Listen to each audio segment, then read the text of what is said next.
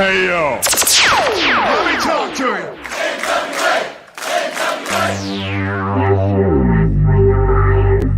Ladies and gentlemen, welcome to the show. It's time for the Other Alliance Guys podcast with your hosts, Tim, Dave, and Jeremy. Good morning, good evening, good afternoon. What can we tell you? This is the Other Alliance Guys podcast, the intellectual property squatters that we are. I am Tim. I go by NWA Gold. I am joined by Dave Scooby. How are you, sir? I'm doing well. Good. And Jeremy, he goes by Wrestling with the MMA. How are you, buddy? I'm doing good. Good. We got people in the chat. I see Media M5 already and a number of people online. But listen, Jeremy, Dave, can you tell me why I'm wearing my Alliance t-shirt right now? Why I have my Alliance mug specifically for this date? Do either one of you know? Because today's the 15th anniversary, right? Yeah, we missed it by a couple days, but yeah, that's the answer. It is 15 years ago, yesterday or the day before, sometime right around that, when the boss, J. Cal, started the alliance-wrestling.com phenomenon that we know today. The Other Alliance Guys in podcast, in form, in Talk NWA, it was called for a while. It was called the Alliance Podcast. And it has morphed over the last 15 years, where he and Jaden and DKM for all of those years have been, bringing it through Stitcher and YouTube and all the different formats, and of course the website that we know and love. So our congratulations to Jay.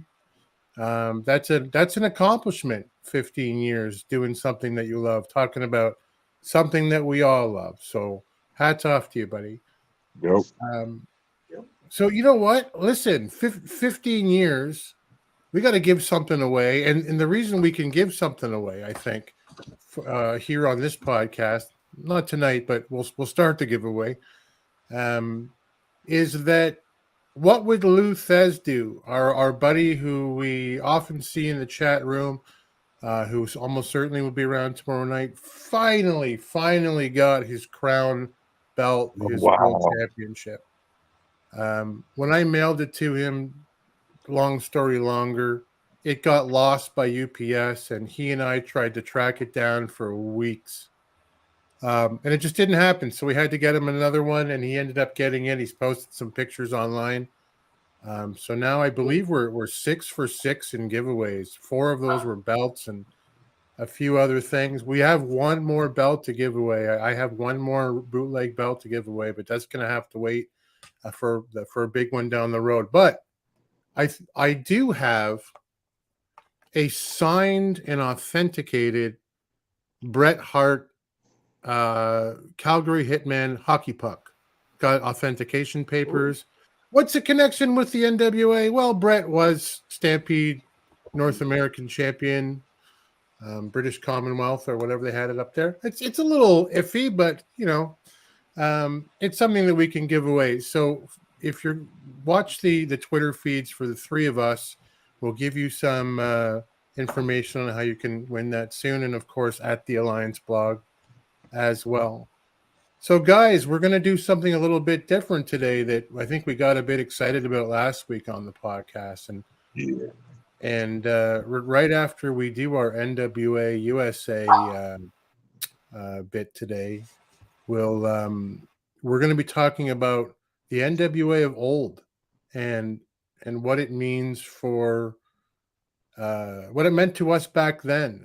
You know, what was our home promotion, and who was our, who are the wrestlers that we loved, and what's our favorite memories from the NWA, and kind of try to tie it back to how does it look for, like, how does that tie into the NWA today? And let's be fair, does it tie into the NWA today? And I look forward to talking to you guys and everybody in the chat as well. Yeah. As mentioned, Media M5's here. We'll be looking for you guys to give us your stories as we go along. And James Bell, good to see you, James. Why is Jack staying in a 20-man battle royal on the second night?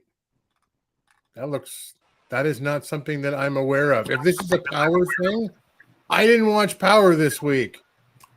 I was so busy with work, so maybe that's something.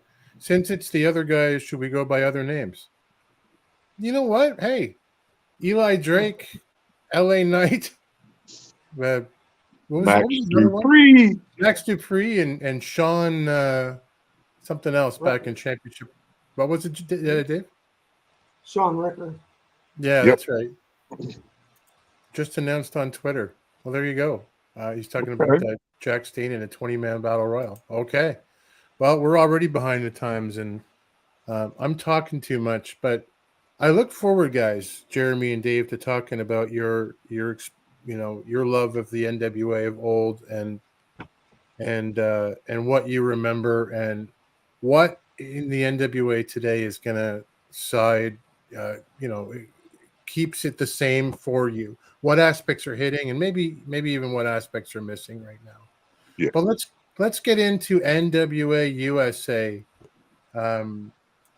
From this past Saturday, season 4, episode 6, and I've just closed the window. There we go. And this starts with a cold open, pretty empowered in a non-title match. Your ladies tag team champions against Missa Kate and Maddie. And this was an interesting match to watch. Pretty empowered kind of jumpstart on Missa, but Missa and Maddie have some tag moves together, and they seem to respond pretty well. Yeah. The story that the announcers are telling is, this is an established tag team and pretty imperfect. God, pretty empowered versus the Missa Kate and Maddie, who are unestablished themselves, but they do very well. And while Pretty Empower really wear down Maddie as this thing goes along, near the end there is a double knockdown kick that causes a hot tag from Missa. She wails on Ella, and Kenzie's tossed. Kate hits a super kick followed by the reality check by Maddie, and it's a 1, 2, 3. Down go Pretty Empowered in a non-title match. Upset win for Missa Kate and Maddie, certainly leading to implications, I would think, at Hard Times 3. Jeremy, what did you think of the match? I like this match. I like the aggressiveness from both teams. Missing Maddie's tag finisher was pretty smooth. And they were very cohesive for being a relatively new team, it felt. This is a big win for them, and I'm curious as to what they can do with this, and if they could do this when the belts are on the line. Right. Yeah, you know what? I enjoyed the tag team moves. It looked like they had worked some stuff out as well. Just before we jump to you, Dave, Willie Bowen's here. What's up, guys? Nice to see you, Willie. And the bosses showed up as well. A little late to the party. You missed the congratulatory celebration we had at the top of the show for your 15 years, Jay. So congratulations to you and DK and Jaden for 15 years of doing what we all love. Right. So, Dave, do you think this was the right call from the NWA to set this match up and end it the way he did? And do you figure they're going to Hard Times 3 to face the champs? I believe that they are going to have a rematch for the belts at Hard Times 3. It was a good overall match. The ending was a little crowded in the ring with the double teaming and both in the ring at the same time, but it served its purpose. And just, I mean, in the back of my head, I'm thinking, okay, Pretty Empowered now has, I believe, Roxy as a quote unquote member in training. that she's like the third member, that I don't know if they're going to have her run interference at hard times to keep the belts, or if they're going to go with a freebird type, that if one of the other girls gets injured, that Roxy can step in. But I did like that there is a new team, and they did get a clean win. Now, the only thing I would do is come up with a name. You still have a couple weeks until Hard Times 3. Come up with a name or have them wear similar type outfits. I was going to add to that too. Yeah, with Yeah. that goes a long way, doesn't it? I mean, to me, I mean, they're brand new. I could overlook the having matching outfits or a style, but come up with a name. I mean, that's something that they can get on their phone and record and then put on Twitter and TikTok, and they can build it up over the next couple weeks so that name has some meaning. It's not just, oh, Missa Kate and Maddie. They have a name. It's Eminem or something. I don't know. I mean, right. Who knows? Yeah, and I like them both. I think they both have a great upside in the years to come. Yeah. If they're a little inexperienced, I mean, that's all it is at this point. As far as ring garb goes, I couldn't agree more. And just Maddie on her own, I have never been a fan of the strange ring garb that she wears with the one leg that's long and the other one that's short. It's a bit weird. She's got a few of those. That's a style. I think that's a style that she works down in Texas for Booker T, and that's a style that some of the girls down there wear.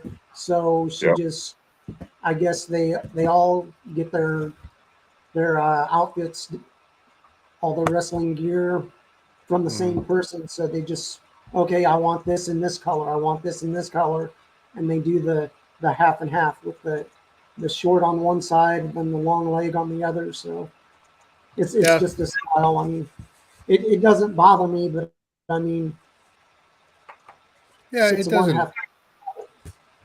Yeah, it doesn't bother me either. It's just a bit of weird. And, the reason I watch the NWA is because I'm an old traditionalist and I like things a certain way. But hey, I recognize that that's as much of an obstacle from my part as it is anyone else. Media M5 says he actually likes Maddie and Missa better than Pretty Empowered. Sorry, my boss just called on Teams here. Isn't that weird? That's a way to stop the show when your boss calls you on the computer. What was I going to say? Yes. So we'll move on. That's an interesting upset from the to have them go over. Not unexpected, perhaps, once we saw the match set up. But hey, there we go. And hopefully, as we suggest here, we're going to see more out of these guys. We go to Kyle.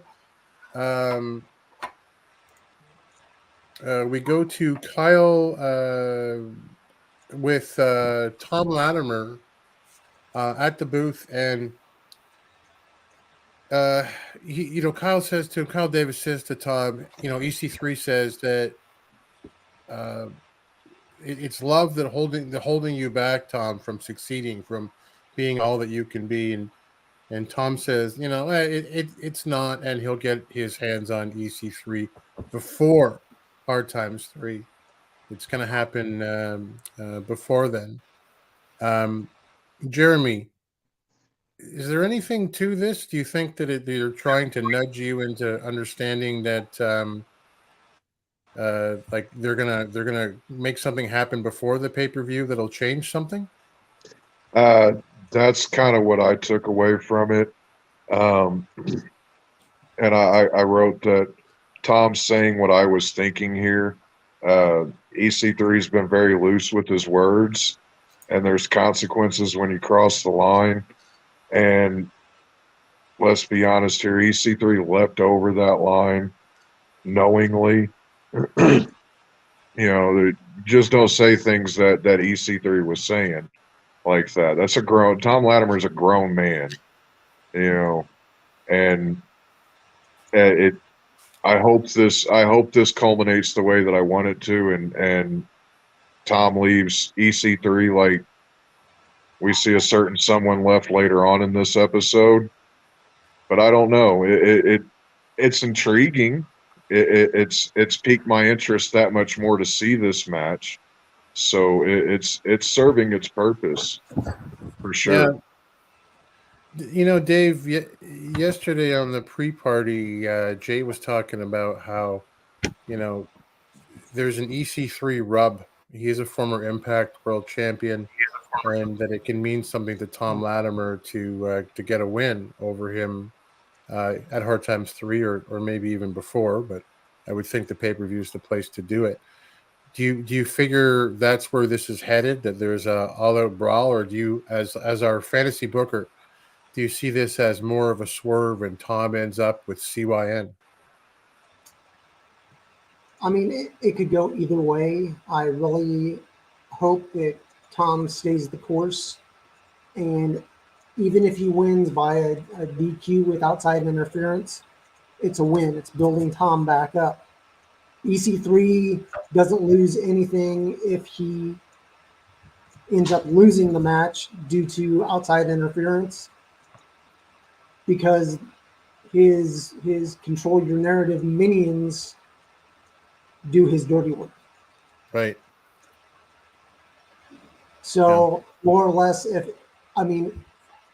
Tom doesn't need a loss. If Tom doesn't get the win straight out, or if he gets the win straight out and then gets attacked by the control your narrative guys, that keeps the story going, and possibly could have someone come to Tom's aid to help him battle the control your narrative guys. Yeah, maybe Bully Ray even. Yeah. I'd like that. Yeah. And Bully looks great too. He really does. Hey, Willie's like me. He's also an NWA traditionalist when it comes to some of this stuff. He also tells us, hey, you want to make Tyrus really angry? Tell him the fridge is empty. Willie with the constant. You know what's going to happen, Willie? You're going to come to like an NWA event someday, and Tyrus is going to track you down. It's going to be a problem. We'll have to get security involved. All in good fun, of course. We then get May Valentine with Kratos, sometimes Jr. Kratos, and she asks him, hey, what's your problem with my sweet babu Aaron there? And he says to her, like, aren't you going to Brazil? And she's like, yeah, Aaron's taking care of the tickets. It's all set up. We're going. And, Kratos is like, no, you're not. It's the same old Aaron. And anyway, May basically says, I'm not going to let you Aaron fight you anyway. So it's moot what you want here. So Kratos says, look, you wear the pants. Yeah. Same old Aaron. And he speaks to the camera and speaks to Aaron and says, we ran this place as the tag team champions. And we let everybody else, I forget what the term he used, but we let everybody else just, run around like idiots while we ran this place together. And, you've been all over the world as a star, wrestled everywhere. And that's the reason that you called me prior to that tag team victory, because I'm a threat. And now, our paths have crossed, and you and I are going to fight, and it's going to happen. And May's like, no, it's not. And he's like, yes, it is. No, it isn't. Okay. That's, sort of the end of this particular segment. I thought there was something here, Jeremy, from Kratos, but I don't know if the energies between Kratos and May merge very well. What do you think? There was definitely an energy clash there as far as excitement and just, I don't know what May was putting off, but it definitely wasn't excitement. to steal a phrase from Eli Drake, yeah, I want to see this match. Yeah. I want to see this match, especially whenever he made the emphasis that I don't want a street fight. I want a wrestling match. And that's exactly what I want to see from Aaron Stevens. Is I want to see him in a wrestling match because he's phenomenal wrestler. And across from somebody like JR Kratos, that's gonna be a really good match. Hopefully. This is still the NWA, so there is a wide margin for error there. But I'm holding out hope that we get this match for one, and that it lives up to what I'm thinking that it could be. Yeah, and I think you're bang on for me there. Like the most compelling Aaron has been in the NWA for me. He'd been funny with the question mark, but the match when he came out and challenged for the world title in kind of the honor of Josephus's, in his memory, and he was serious and he dropped all of the BS. That's when I thought Aaron was most compelling. Yeah, but he is a comedy guy, and Dave, how do you think a JR Aaron match will go, despite what maybe we might want? I could see Aaron coming in, starting off actually wrestling, but then have Rodney Mack, Question Mack, run interference, which then in turn could bring Pope back out, going back to 74 when they had their ad match. Right. But I'd love to see Kratos go over Aaron, and then Aaron's like, well, I'm the manager. I'm not wrestling anymore. I'm the manager. And then either build another storyline, or this actually knocks some sense into Aaron and he drops all the nonsense and comes back as a real wrestler. I mean, granted, he plays and does the comedy so well, but at this time, I think he needs to just be the straight man and just be a serious wrestler. Yes. And if that's where this goes, as you suggest or hope, I'm okay with that. Yeah. Yeah. James. I also wrote down that Yeah. if let's see if that Kratos needs to be going after the national title, but down the line. Let this storyline either come to an end or be in the background for a little bit, not a serious storyline, but a storyline that can pop up when you need a good wrestling match. Yep. Right. Because all the characters that are involved can all wrestle. I mean, Rodney Mack, hell of a wrestler. Pope, if he gets involved, hell of a wrestler. Aaron, hell of a wrestler. Kratos, hell of a wrestler. Yep. James Bell says Aaron and Kratos in a tag match with the question marks or the questions as partners. Yeah. I'm going to echo what Jay said yesterday. For me, I don't care. I don't care about the question mock. I don't care about the question.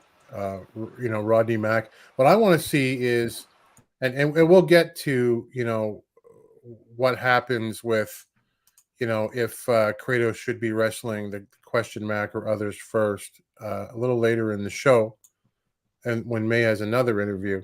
Yeah. But what I want is for Kratos to get in the ring with Rodney Mack, with the question Mac, and have them pummel the crap out of each other to the point where Rodney rips that mask off and just goes, you know what? Let's just go, right? That would be so much fun. I would get on the edge of my seat for that. Yeah. Definitely. Yeah. Media says, I hope Steven wrestles. From what I understand, he's in a non-wrestling role. Yes, that's that is the case currently, anyway. The thing about that too is, and maybe Aaron's hurt, maybe he's just done because he's probably into his 40s now, and I would think well into his 40s. But you see him with like underneath that shirt now, and he looks like he's in better shape than he was when he was wrestling. Yeah. And he's a name. He's still a name. If you can get him back in the ring, I think there's value there. Have all involved wrestle Kratos, and then hopefully maybe Kratos gets his hands on Aaron. Yeah, I agree. Why can't he be Red Dog Rodney? He was fine as that? I don't know. He certainly was. He definitely was.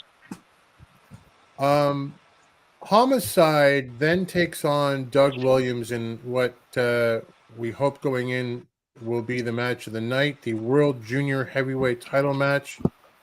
It starts off technically in a technical style, but Homicide, as they bail outside the ring, grabs a chair and is stopped by our referee.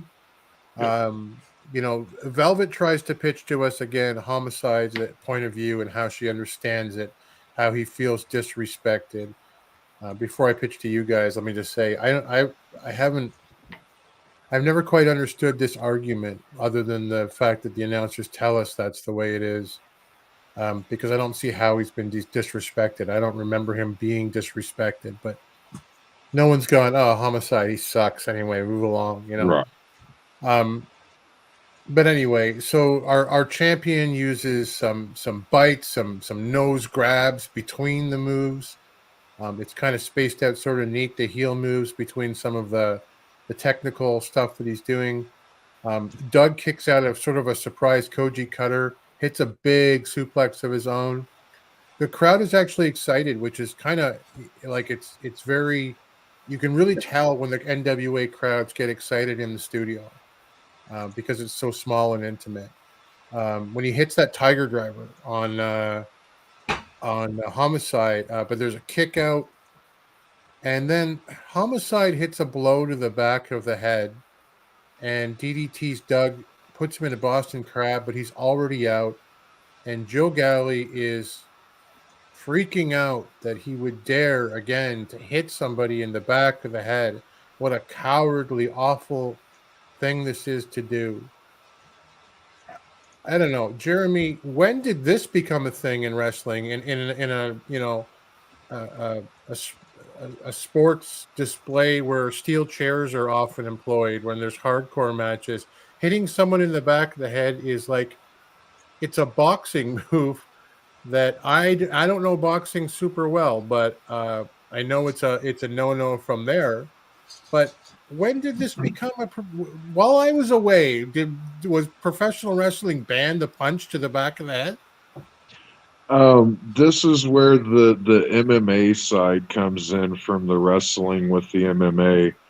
I know that a blind, unblocked shot to the back of the head, a donkey punch per se, is highly illegal in the UFC and in most mixed martial arts, because you can do a lot of damage. You can seriously injure or kill somebody, depending on the amount applied.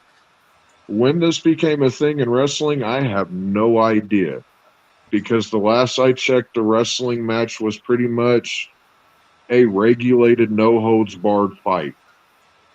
Right. It was the way that I always understood it. As oxymoronish as that sounds, you can employ punches to a certain extent, kicks, slams, what have you, in a wrestling match. So when this became a thing, I don't know. It kind of took me out of the match a little bit. Whenever Joe was just, oh my God. Especially after the kind of clunky reasoning that Velvet gave for why Homicide has not changed. if a wrestler feels disrespected, I don't want to hear it from the commentator. I want to hear it from the wrestler, because if I'm hearing it from the commentator, I treat it as hearsay, and it's inadmissible. Right. You Yeah. know, And if it's not an all hold or no holds barred match, like a wrestling match, a fight, it's at least that's not on the list of the things that you can't do that I have ever seen before. What bugs me, Dave, is that Joe Galli's my guy. I think Yeah. he's a great announcer. I know that at the last pay-per-view he got so excited that he was kind of screaming his head off for a while. But he's my guy, and I think he's great. And I hate trying to be sold something like Jeremy was saying. Velvet's trying to explain something that I'm not really buying, and Gally's trying to tell a story that isn't there. What did you think of the fight and the storytelling in it? I first off, I have a hard hitting match. Yeah. But Yeah. at the beginning, I'm looking and I'm like, okay, it'll be a good matchup, but it's hard to believe that Doug Williams is considered a junior heavyweight. There is no way he is 225 at all. and built like a whiskey barrel. Yeah. He's just so thick. If he's Yeah. 4 feet tall, maybe. Yeah. And I'm like, I'm hoping, I mean, in seeing this, I mean, Homicide is Homicide. If you followed any of his wrestling by any means necessary, he'll take a shortcut if it means he gets a win. Yep. So this is it's to me, they're trying to tell a story that isn't there. Yep. Right. Homicide is Homicide. I mean, it's just like Doug is Doug. If you get him pissed off, he'll hook you. Right. He's a wrestler, but he'll hook you. If you piss him off, he'll hook you. It's one of these things that they're telling a story that's not there. I don't know if they're trying to build up Homicide's the bad guy. So when he goes against Kerry's the good guy. This is Kerry's second chance. Who knows what's going to happen? And you're right.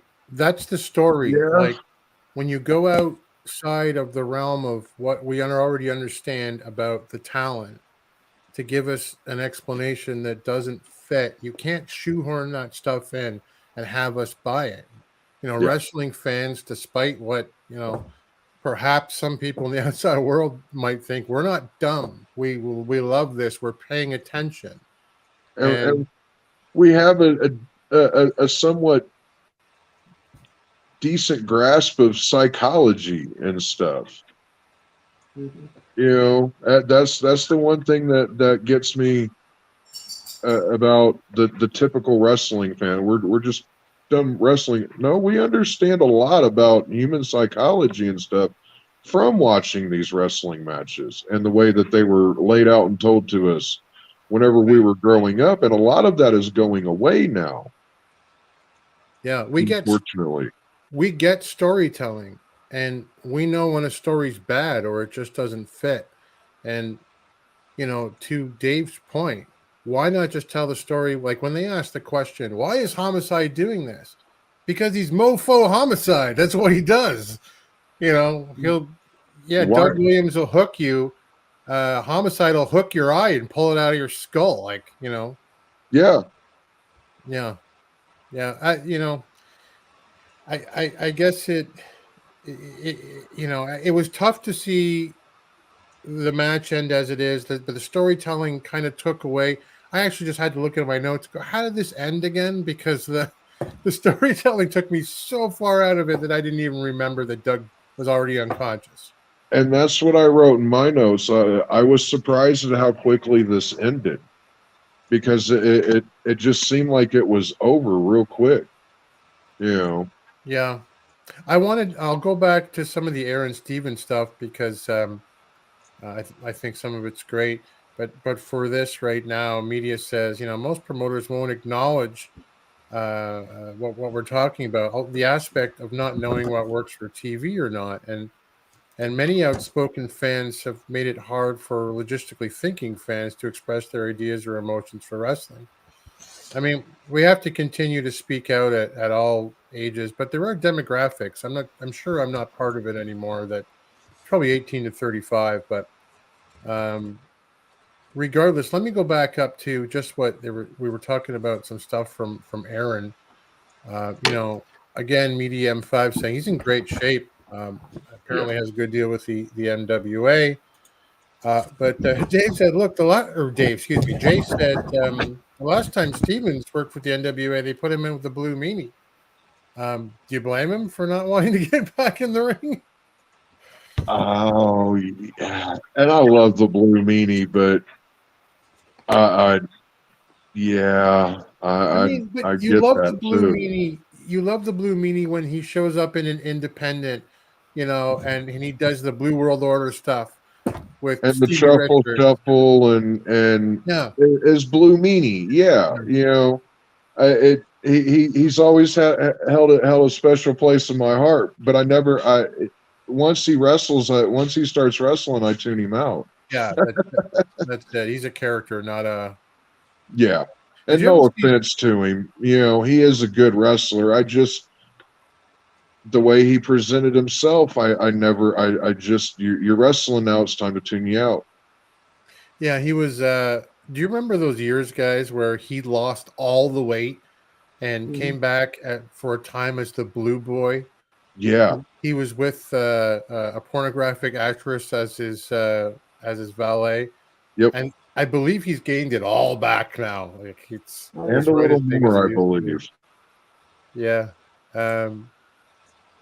Anyway, on Homicide, James says they should be letting Homicide do short promos, even though this is a serious point. Me as a fan struggles along with him wanting this promo to go well. Yeah, you want him to do well. Right. He's terrible at it. I've said it before. I don't really care. Like it's fine. Like he's just like, I love the way that he moves in the ring. He gets the 2 count and he looks at the ref like, what are you talking about? Like that was a 3, At the end, he's like, just shut up, go and get my belt, hold my wrist, like he did in this match. So he's an expert at what he does. None of this is his fault. It's working with what he's got, I imagine.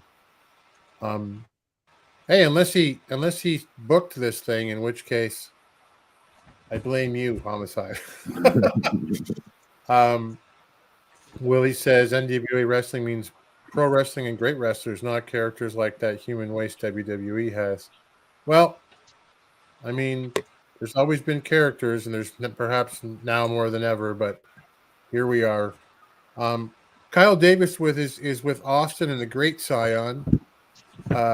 He says, look, rumors are, Austin, that your son Scion's injured. Idol calls him stupid. 6 ways till Sunday. He says that, he'll be at Hard Times 3 to defend. We worked through injuries when I was national champion, the first national champion. I worked through injuries. He's fine. We worked through injuries. He's going to be there. And so Kyle kind of turns to Scion and says, are you going to be cleared? And Scion says, my father was the first national champion. I will be the greatest. And I'll be at Hard Times 3. And Dave, I'll go to you first because you talked about this a few episodes back about how that might be booked, about the greatest Scion and surpassing his father, because I note that Austin Idol kind of stands there on the side as he says, I'll be the greatest, and kind of just goes, And it's hard to tell behind the glasses and the hat and the hair but do you think they were trying to set anything up for this where maybe there's a break down the road if he does pass Austin's record? I mean, there's always a chance that it's one of these things that you can look at Idol and say, oh, the storyline goes on your father. He got him the national title that it's one of these. I'm getting to be better than my father, and that as soon as he passes Idol's record of I think 226 days, I believe, the day after, I'd love for him to just the next time they're in the ring, he's this is my son. He's the greatest. He's the great Scion. Boom, boom, boom. All of a sudden, Scion just turns around and goes, "I'm sorry, Father. I have no need for you anymore." Boom, and just decks him. Right. That I mean, I kind of want. it's almost like a Star Wars type story of Luke, I'm your father, where it's, I don't know, if you can't beat them, join them. So Scion joined Idol Sports Management, and now he has a title, whereas he wasn't able to get a title when he wasn't with them. Granted, the team has splintered, but I'd seriously go the route of once if he does pass the record of Idol the next time they have a match in the ring, just have him decimate his father and then just walk away. Yeah, I kind of think it might even equally there's an equal chance it goes the other way, where there's a lead up like, "Dad, I'm closing in on your days, Dad. It's gonna be, you'll be so proud of me," and then Idol maybe in the match before that happens, up on the ring at, "I'm not your father," or something like that, right? What? There's a roll up and that's it. Willie hates Austin Idol. He has never been one of my particular favorites, but I kind of wonder if he grows on me over time and how I would feel if I was left with a void of all of that yelling. Jay tells us, yeah, he dumped. I'll just dump Idol too. And it's it's a fair cop, as they say. Jeremy, anything in this segment for you? I as soon as Kyle turned the microphone to Austin, I muted it because I just knew it was going to be loud. So I don't have anything to say on this segment. Yeah. Yeah, I don't know if Idol ever did a Flair impersonation as much as he did a superstar Billy Graham impersonation or a Buddy Rogers impersonation, but your point is taken. Yeah. Idol was James's favorite growing up. He's like, "No, Willie, no." I'm way up here in the north, but I remember with fascination watching the after mags, which I probably got 2 months after the matches ever happened, where like, Austin Idol is going to be in a scaffold match with, I'm trying to remember, probably Jerry Lawler and and somebody else. So, and like, I can't believe like that's going to be an incredible. Who is this guy? He looks like he's built like $1 million, but anyway, yeah, to each their own. I'm glad you liked Idol. He's, like I say, even though those incessant commercials we have to watch every week where May starts out about everyone's trying to get into the NWA, and he comes into the frame and just starts talking. Look at her face next time. She just lights up like, this is so much fun for me to be around. So, Idol says Idol looked fantastic. He could wrestle, but the same pitch the mic at all time, no matter who was about. Yeah, that's true. And that was, I will say that at one point I was talking to my mother about Austin Idol, and she was trying to remember who it was, and so I sent her a picture of him from back in his wrestling days, and she said, "Oh, he was a loudmouth." I remember him. He was a loudmouth. So yeah, he's always been loud. I'm sure. Jay wants us to never forget, as he's never forgotten, that Idol once went into business for himself and tried to challenge Adam Pearce for the 10 pounds of gold. I did not know that. I didn't know that, but I'm not surprised. at all. Yeah. Willie says that he's terrible at the commentators table. I agree. I don't like Austin Idol as a commentator. Sounds like a drunk who drank 5 bottles of Jack Daniels. It's really what makes it awful is his, and they don't do it anymore. Thank goodness. Let's mark the improvement is having him, riff off against Velvet back and forth, and that was just terrible TV. Yeah. Apparently, he does. James says, and a motivational spot on South Carolina Morning News every Monday. That's amazing. I got to look that up. I got to now too. Yeah. We get the Fixers with Matt Vine, who's sort of their who's the sheep herders flag? Jack Victory. Thank you. I'm like Johnny Ace. No, Jack Victory. Yep. Yeah. He's sort of their flag bearer. Cheesy name. Yeah. He's on Twitter, Jack Victory. I follow him. He's got like 8 followers, and it's him. It's 100% him. He's like he uses it, and look him up. Anyway, I'll go follow him after this. Yeah. They are facing the Ill-Begotten and Mercurio. My first notes when I wrote it down were why? Why are we doing this? Mercurio comes out with a manager or valet, a female attendant, who I'm not sure if there was a name that is given to her at any point, but it isn't announced to us that I saw. Neither one of you guys heard it. Matt Vine's late as the Fixers are out on their own, and he's injured. As we know, Pollo Del Mar actually on this program a few weeks ago told us that he was injured just before tapings. Yep. We're told that he hurt by the announcers that, this just in, we're told that he hurt his arm waving the flag, and it out loud in my living room, I went, shut up. That's just dumb. Yeah. So it's a handicap match. So Bradley beats on Mercurio to start this thing off. Legursky and Bradley soon double team Jeremiah Plunkett, one of my NWA faves.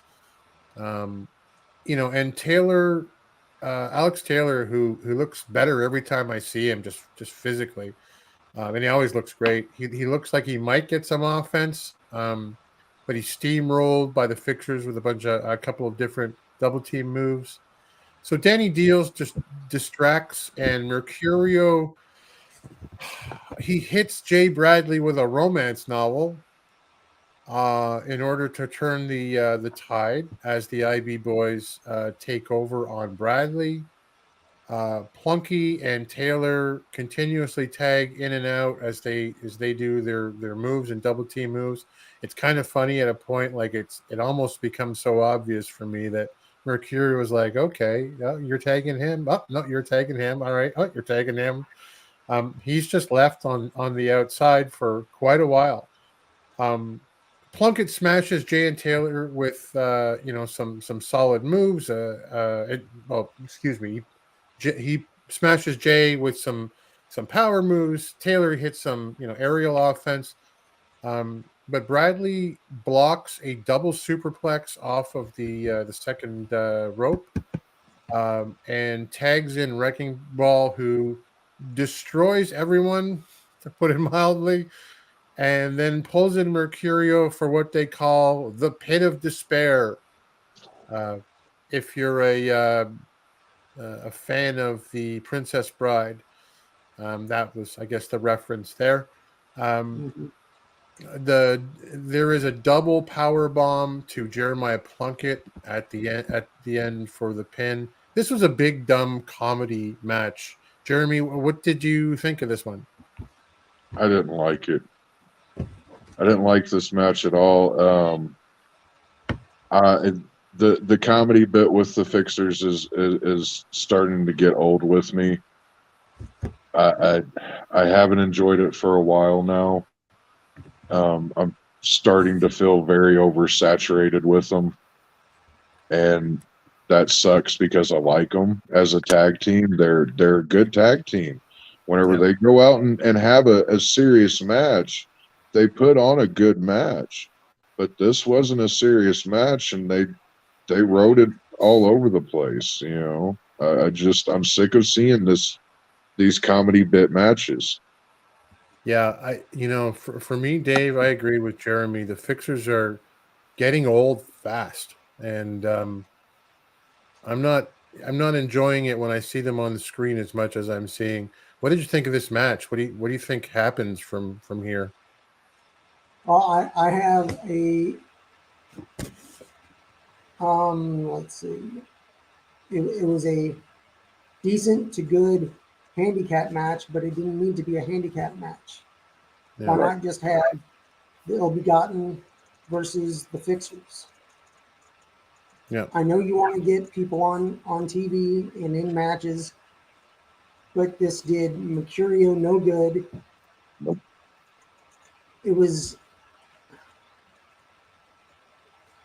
It's hard seeing a match like this when you know the people involved can put on a hell of a better match. Yep. All parties involved. And I mean, as much as I like Wrecking Ball Legursky and his goofball, when I see him work for Battleground in Philly, he is just that. He's a wrecking ball. He's not the big, dumb, stupid guy.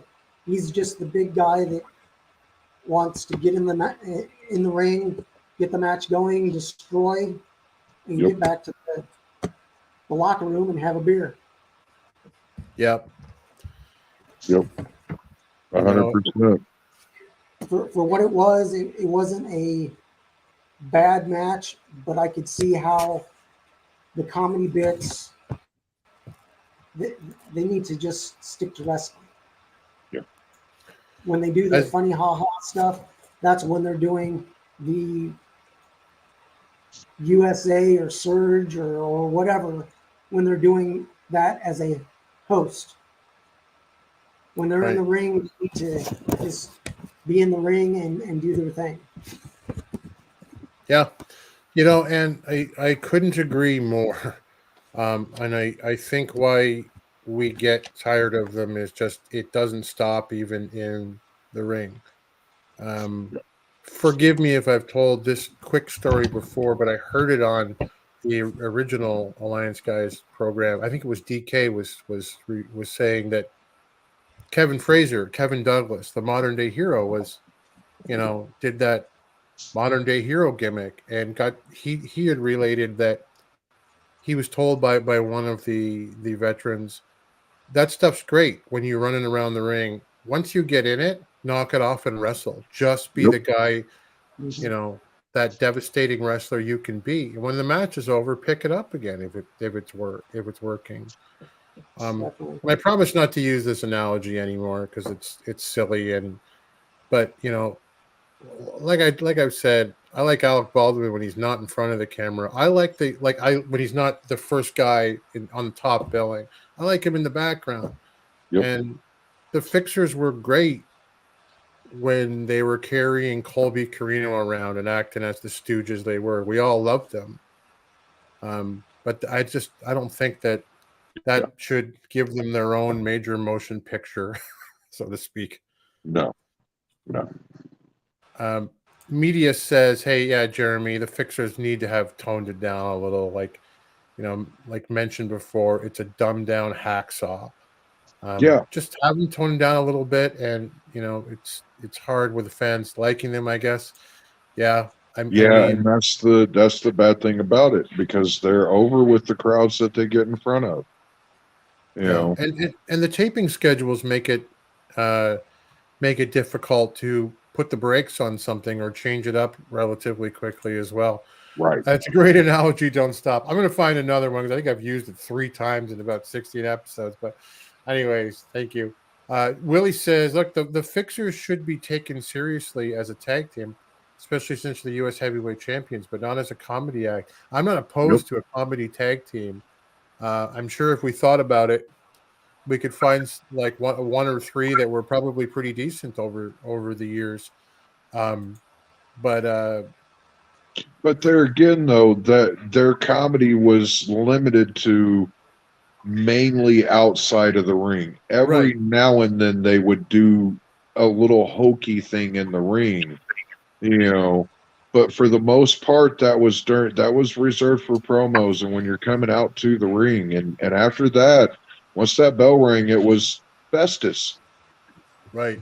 You know, it's time to do business now. You know, Right, and your point is taken, Willie. Like as like there's a place. Obviously, there's a place for comedy in wrestling.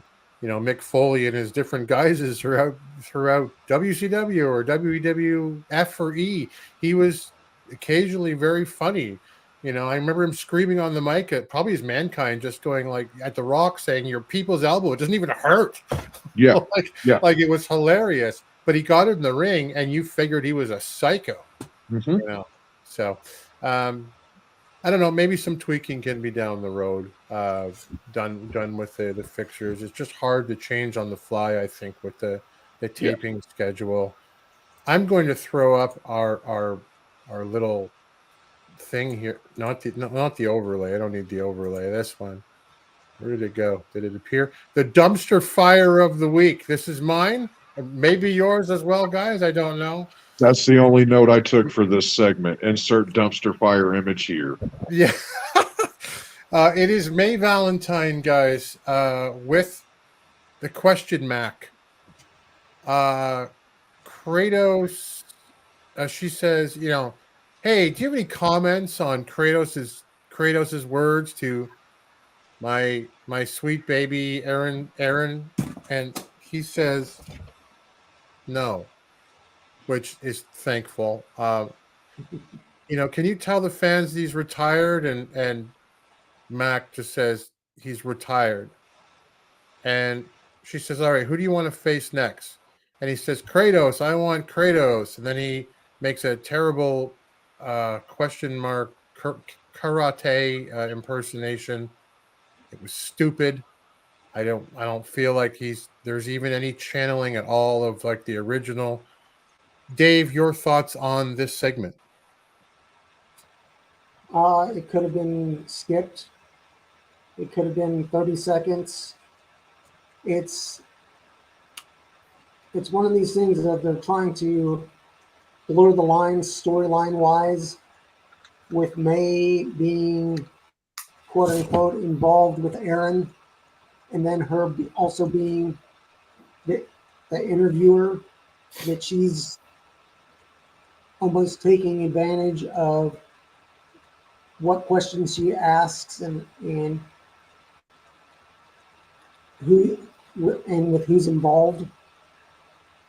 That she's almost running as an in-between and not as a unbiased interview person. Mm-hmm. That more or less she's guiding the person that she's interviewing in whatever direction she wants the answer to be. And I mean, right. For me, all the question mark 2, 3, 5, 7, 9. It just needs to be gone. Yep. That if they wrap it up at Hard Times, hand to heaven that it happens. Please. That Kratos just needs to confront Rodney and go, dude, I've wrestled you I don't know how many times. You're not the question mark. You're you. Why are you hiding under a mask? Yeah. Right. And just flip flop on them, do something. But it just, I mean, to me, it just needs to end. That they're trying to tell all these different stories on the different shows, and the stories that they're choosing aren't the right stories to be told. That's right. Yep. I think that's the oh boy. getting all kinds of alarms and calls. I apologize. My cat, I don't know if you saw him jump down. He's not lithe and agile like a cat is. He's a clumsy oaf. I love him to death, but he knocked my mouse over. Now everything's frozen on the other screen, but we'll figure it out. Yeah. Wow. I mean, just why are we doing this? Maybe our response should just be, we don't care anymore and we'll just move on. Otherwise we live in negativity, and that's not what we want out of our wrestling. Yeah. We get Kyle in the control center, and he runs down Power this week, and we're not going into Power this week. At least two of us here didn't see it. I've just been so busy with work. But it's just, life gets in the way. But also we're doing something a little bit different this time around. But he tells us two things. One, that Matt Cardona is angling for Chelsea Green to get a title shot from his NWA 74 dealings with Billy and turning over the world title. And he also tells us very quickly, I haven't seen a lot of talk about this one yet, that the U.S. tag team titles may be getting a revamp, is what he's hearing. So if you're behind the scenes on this one, guys, there's a whole story here that we don't need to get too deep into, but from a really high overview, the U.S. tag team titles, as they are right now, are bootlegs, which is to say they're unlicensed copies of belts that were made off of original plates from a belt maker named George Levy. They're owned by a guy in the U.S. He bought those plates, and he has the right to them, and quite correctly and very professionally said, hey, those are bootlegs. I didn't make those. So there has been some really kind of quiet talk on some of the forums out there about what this means. We've heard that there is another set of U.S. tag team titles that possibly could be used at an angle coming up, or that they might just be swapped out.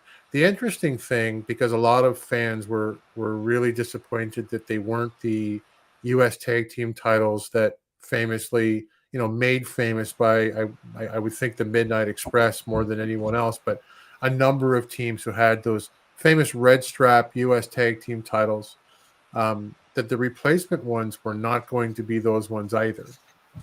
And I've seen some of the alleged photos. But wow. But anyway, the idea is that they would be made by a real legitimate belt maker. So that's sort of a deeper behind the scenes look at maybe what this is about. I say maybe, I'm not an insider. That's just what I've read. But we go to May with Matt Taven, and she says, hey, you've got a match on Power against Trevor Murdoch. And I knew I wasn't going to be able to watch Power this week, and I'm going to watch it tonight, but before this show. And, what does this mean to you? And what proceeds to follow, frankly, is makes me think, why don't we see more of Matt Taven on TV in front of a mic? He says, it means a lot to me. He's the man. He's a man's man, Trevor Murdoch. He's the champ, and there's a reason for it. I'm not worried because, I'm the best wrestler. I believe in me. But still, he says, it's Trevor Murdoch. And this is my shot. And May asks him, if you had to pick, would you prefer to be world champion, or would you prefer to be world tag team champion? And he says, it's a tough call, May, because he's been both. But the trend wins titles. He says, I can't choose, and almost with a twinkle in his eye, he says, I'll just pick them both. He's a good talker, and he is a great baby face. I look forward to seeing this match. I'm sure some of you guys have seen it already, if not all of you. But Dave, Matt Taven, in his segment, what did you think of his segment? Did it make you excited for a match against Trevor Murdoch? It did. Like you said, Taven is a great talker. He has his. I mean, he can carry a match with somebody younger. He can go just about any style of wrestling. But in this interview, he put himself over as well as putting Trevor over. Yep. Yeah. He wasn't down talking. He's like, he's the champion. I'm going after the champion. Yeah. I know what I'm doing, but I'm still going against Trevor Murdoch, who is the NWA champion. And it's one of these things of you're not having to put down the person you're going against, rather build them up so if you win, you look even better. Right. And I mean, I've watched some of his stuff going back in ROH, and I mean, he's just a good overall wrestler. He's a technical wrestler. He can get dirty when need be. But now that the Kingdom OGK was in Impact, they're finished. Yeah. They just showed up in AEW / Yeah. Now they're in the storyline with FTR on AEW, who currently are the ROH tag champs. I don't know if Taven and Bennett are long for the NWA, if they'll be able to work both sets of wrestling for ROH and AEW right now, whereas the taping schedule for the NWA, it's once it's known, it's known. If they're able to float back and forth, that's great. If they're not, this sort of leaves a story untold of them going after La Rebellion for the championship, or if Taven pulls out a victory over Trevor, what's that do? Right. Jeremy, do you follow the trend? Are you a Matt Taven guy? I don't know a whole lot about him, other than primarily what I've seen of him here in the NWA. I have caught a couple of his matches in Impact. Nothing really from his Ring of Honor stuff. But the guy's a 5-tool player. He like Dave said. Dave summed it up perfectly. I mean, he has a myriad of different styles under his belt that he can pull out at any time. He's a great baby face. He's a great talker. I feel that he would be a great heel as well when the need arises for it. I'd really like to see him carry some NWA gold. I don't see him taking 10 pounds of it away from Trevor, but I really would like to see him carry some NWA gold. But like Dave said, with him coming up in AEW now, and them wanting to resurrect Ring of Honor, fingers crossed that he can balance them both and keep them both in the mix. But that's left to be seen yet. So Media suggested that it was. I think he's suggesting that it wasn't a great match, but I haven't seen it, so I can't comment. But he also said this earlier. I want to get back to some comments here, but Kyle gets any more closer to the camera in the control center segment. Wow. I mean, I could not agree more. He's right up there. Yeah, and it is so high def. You can see that he's spent some time in the sun. But going back up, to that whole, I think this was from the the Question Mac segment. An abundance of buffoonery, the way wrestling is meant to be. Yeah, I can hear Galley in there. Yeah, it was just I just despised it. Media chimed in for that, saying, just because fans don't like it means the NWA has to throw The fans like it. Excuse me. Doesn't mean that the NWA has to throw a kitchen sink with a gimmick at 1, 2, 3, 4, 5 miles per hour. Just tone it down. I think honestly, that's all that we're asking for. You know, when we were talking about comedy, and Willie saying Jimmy Valiant and Bugsy McGraw could be a little bit funny. Yeah, I mean Dusty was a little bit funny. You know, even like Flair in his own way could be a little bit funny. You know. Yep. And The pratfall that Flair would do out of the corner, where he'd just come out and do that pratfall flat face. Right. That was a little sprinkle of ha-ha. Yeah. You know, but that was it. You know, and it served, and it worked in the match as well. Sure. You know, I remember that famous punch when he handed Ricky Morton the little teeny bopper bra or underwear or whatever it was, and the punch and the fall that Flair took was just out of this world. That was hilarious. But Willie says Dak Draper and Jordan Clearwater they're the future of the NWA. He sees titles in both of their world titles in their future. Just back to that, I'd missed this one from Jay. Almost wishes the end game is that Mac breaks free and the question mark feuds with Stevens. Yeah, just enough of this. You know, thanks for guiding my career into obscurity. Right. Right. Yeah, because Taven's a professional. Well, let's go to our main event. And now that whole computer thing has frozen up again over there. Thanks, Hudson. Appreciate that, buddy. So it is I'm going to do this one mostly by memory, but Jack Stane with Chris Silvio. We had been promised versus Anthony Mayweather, or as Jeremy called him today in our Discord, Crimweather, which I can't stop thinking of him as Crimweather now, in a last man standing match. So, yes. So, you know, I thought, oh, great, maybe they're going to blow this feud off now. We don't have to hear about it anymore.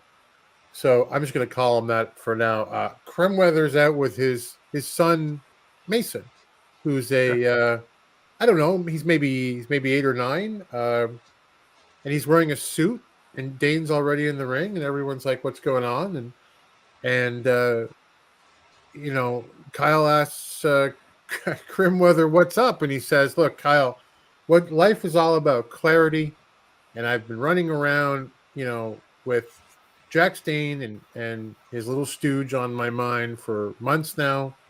And it came to me when I'm talking to my son, my 16-year-old daughter, watching at home.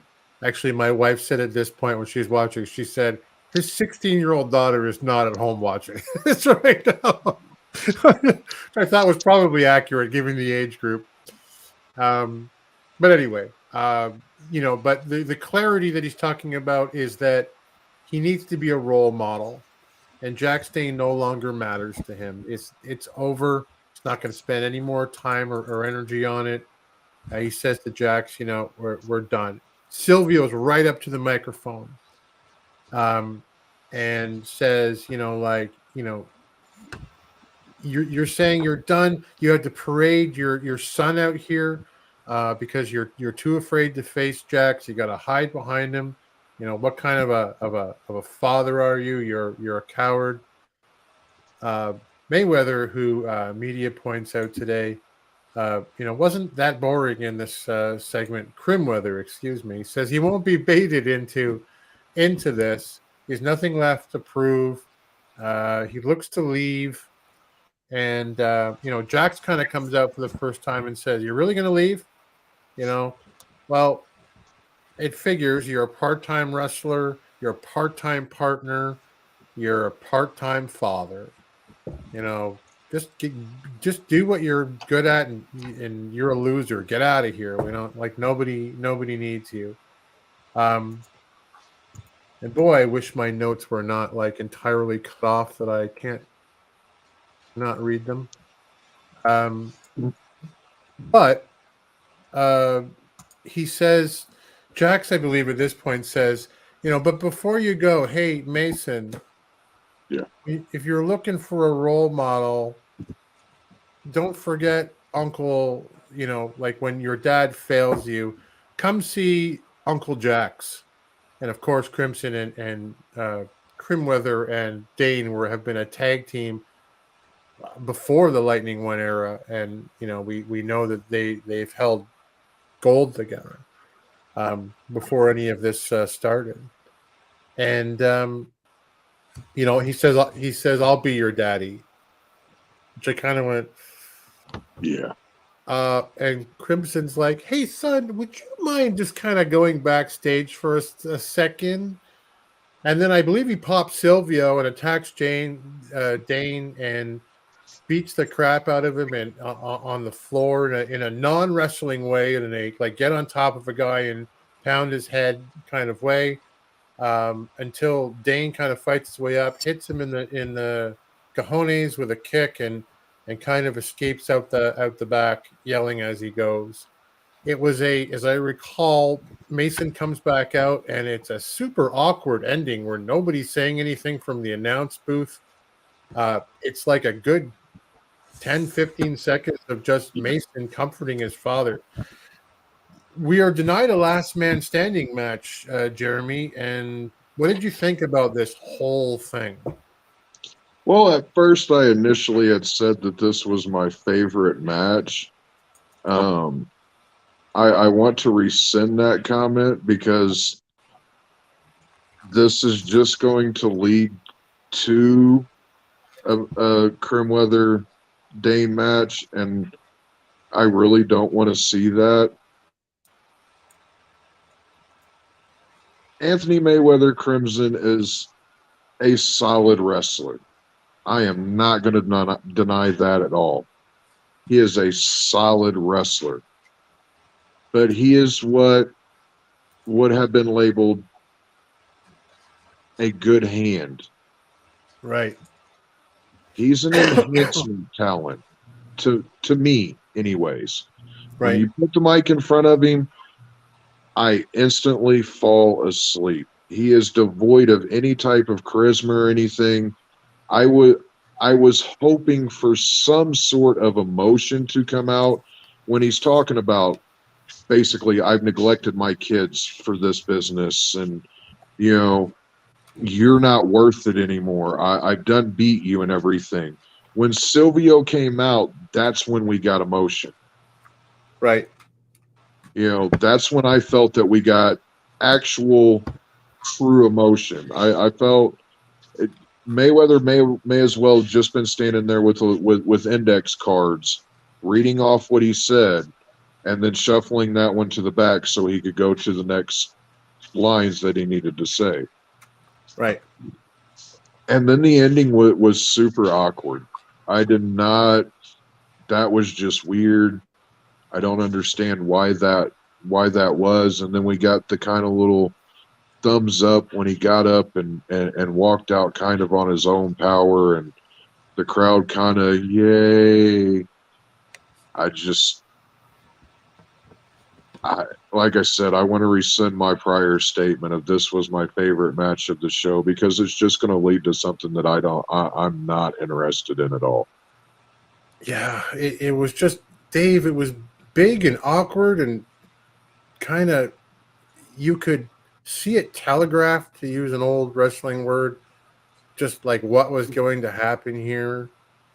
And it was clunky for me when I watched it. What was your take on it? I just have, when Crimson speaks, all I hear is blah, blah, blah.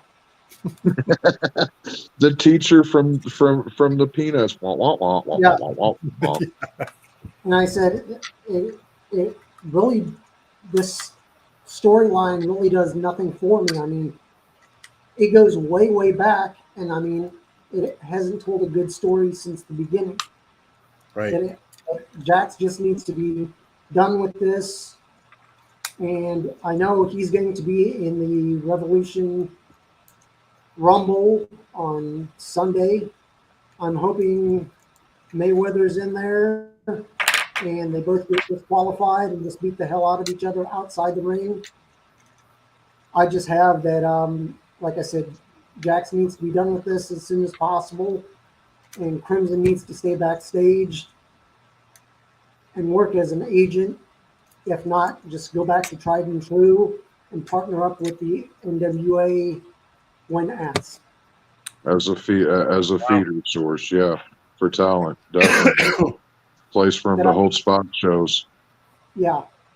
I mean, this story does nothing for me at all. It doesn't interest me. It's like expired milk. They've gone past the due date, and it's expired. It's no good anymore. Throw it out. You're done with it. Just my opinion.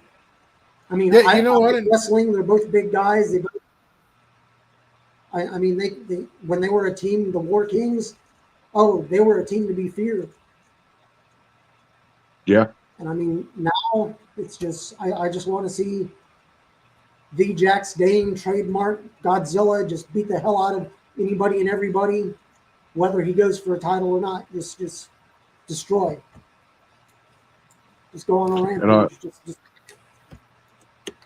I want to apologize to Chris Silvio for not putting trademark behind Jax Dane trademark whenever I said Jax Dane trademark earlier without the trademark. I don't want to be sued. Trademark. Yeah. You know, we always try, like as you just did, Dave, to say, you know, hey, we respect the athletic ability and the talent and what goes into this. And boy, is this story just, I'm with you guys. I'm just done with it. And I don't need to see it anymore either. But what gets me is what your buddy Jeremy has said here, Unseen Shifter. There was no last man standing match. Yeah. You pitched a last man standing match and you gave me this segment. Yeah. You know, and I would rather you have just yeah. Crimson confronts Jax Dane. Yeah, just do that. Don't promise me something that might be, I might see Jax Dane just do whatever he wants to Crimson in the studio. Yeah, I felt clickbaited. Yeah, that's a great term. Yeah. So, I mean, I don't know. This was not the best episode that we have seen of NWA USA. It was not the worst. You know, it's not that my cat destroyed my mouse 5 minutes ago. It's that because accidents happen and he's a dummy. I love him to death. But it's that he did it in the middle of the podcast, and I'm finding it difficult to recover. Anyway, I think I might have it working now. Look, we had already planned to not do Power this week, and we spent a lot of time on USA. I want to talk about what we had sort of talked about last week, and the NWA memories from not only from us, more importantly, like the guys who are watching right now, but for us to get us started, you know, yeah. Let's talk about the old NWA just for a bit, and you know your earliest memories, and I'll start with you, Dave. Your earliest memories of the NWA, and like, you know, like how you got introduced into wrestling, and who you loved back then, and who was your home promotion. All right. I grew up in Topeka, Kansas, right near Kansas City, about an hour west of Kansas City. That was the Central States Wrestling, also known as All-Star Wrestling. Right. And I mean, it's one of these things that it was all local TV stations on Saturdays right after cartoons, roughly about 10:30 or 11 o'clock. And it was an hour program. It was studio wrestling. But if it was in the studio, they'd have a few matches. Plus, they'd also have a match that took place out on tour, that they filmed some matches, and it's one of these things of I'd be able to go and watch with my aunts and uncles and cousins and all when we'd go on the weekends.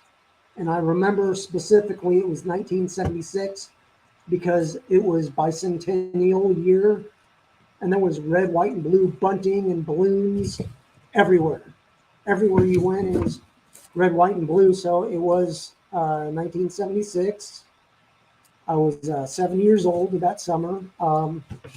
Now the NWA Central States ran shows in Kansas City, St. Joseph, Missouri, Topeka, Manhattan, where Kansas State is, and Wichita, Kansas. So they had those 5 areas, plus every once in a while they'd head on up to Iowa, and that was maybe, I'd say, once or twice a year, and usually it was in the summertime. So I'm thinking it's probably like during a fair or something like that, where they do outdoor shows. But in all these areas, I had family. So on the weekends, we'd maybe go once a month and see family, and all my cousins and the aunts would stay at home, the uncles and the cousins, we'd go catch a TV taping. But what the TV taping was, it was live for that first hour, then the second hour they taped for the next week. So it's basically they doubled up. So they would only have to be there twice a month rather than once every week. But it was done usually a TV studio, and a majority of the time it was either in Kansas City or St. Joseph, Missouri.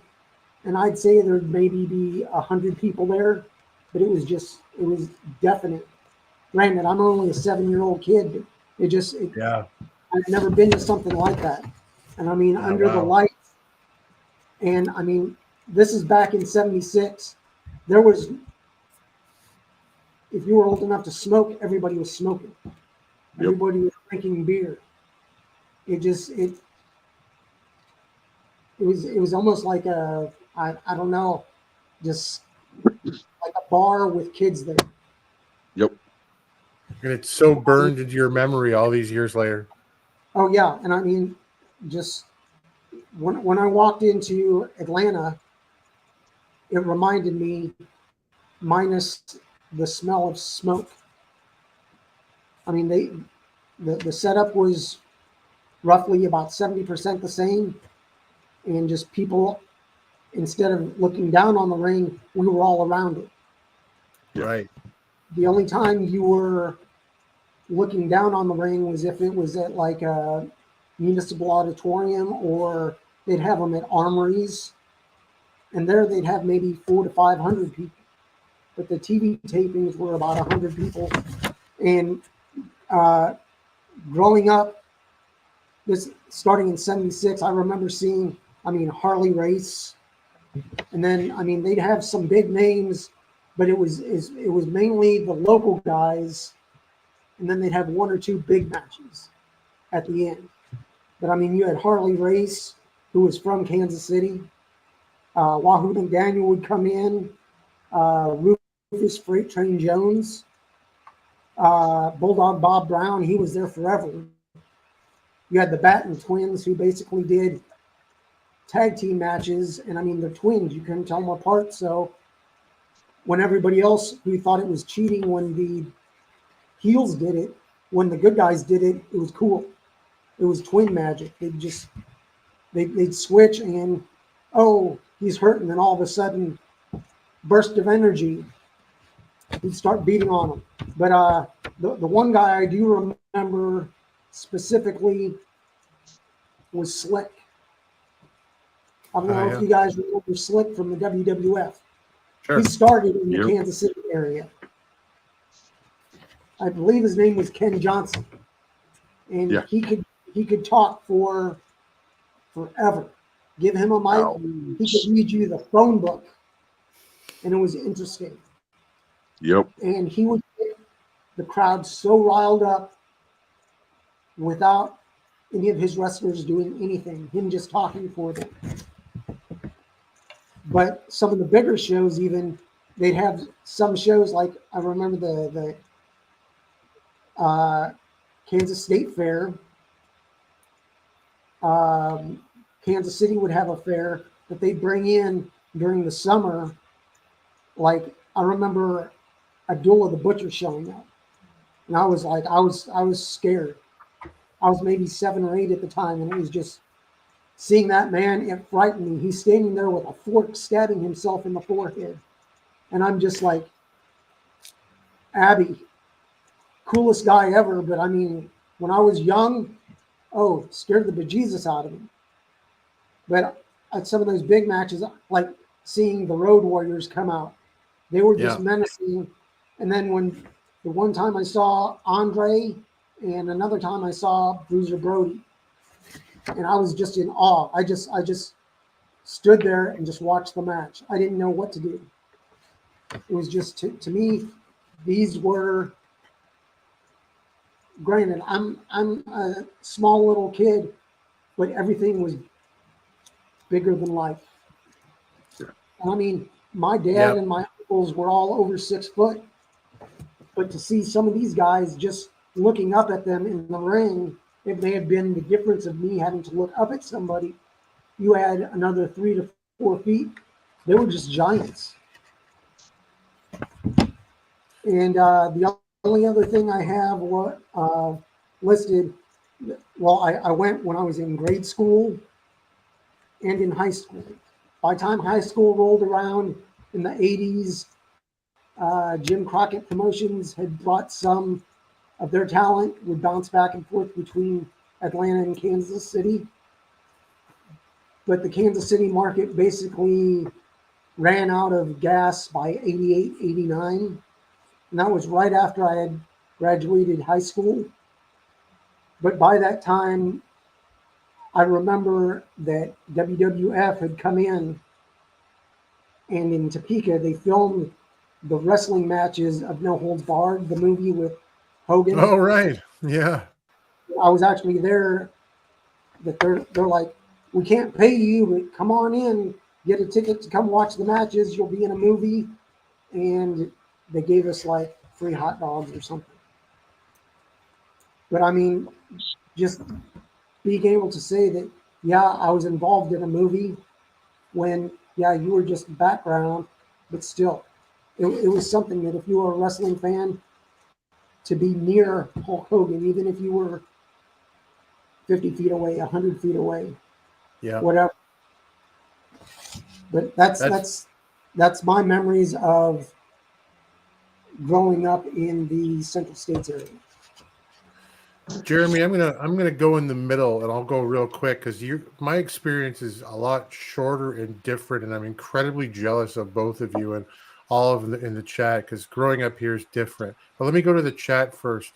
Something I put up already. James Bell, Georgia Championship Wrestling, Mr. Wrestling 1 and 2, The Assassins, Austin Idol, Bullet Bob, and Tommy Rich, Gordon Soley. I mean, just the names alone say it all, right? And it's amazing that you're able to experience that,